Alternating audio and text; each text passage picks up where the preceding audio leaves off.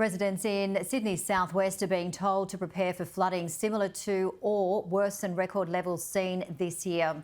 Severe downpours in the region's catchments have caused Warragamba Dam to spill over much earlier than anticipated. The region has recorded more than 4 times its average July rainfall in a single day on Saturday, with heavy rain forecast into Tuesday next week. The Bureau of Meteorology has issued a major flood warning for the Hawkesbury Nepean region as Menangle flooding approaches April's 16.8 metre peak record.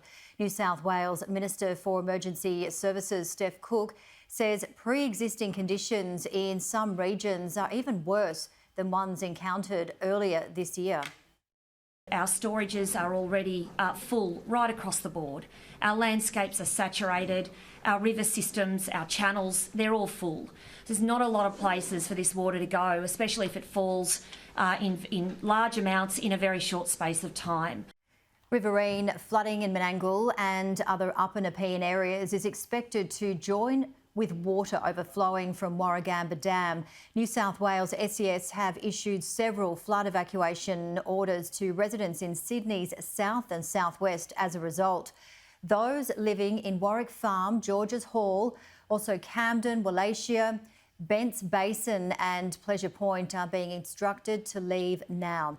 New South Wales SES has received more than 1,400 requests and conducted 29 flood rescues in the past 24 hours.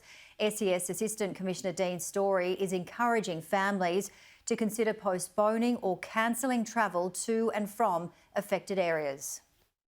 If you're living in those affected areas, our advice is to stay home, avoid unnecessary travel.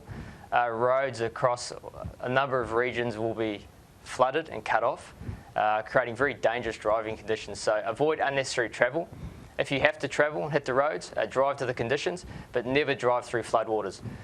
SES crews have already responded to 71 flood rescues today, and a large proportion of those for people who have made conscious decisions to try and drive through floodwaters, got themselves stuck and put themselves, their families and the emergency services rescuers' lives at very high risk and completely unnecessary risk.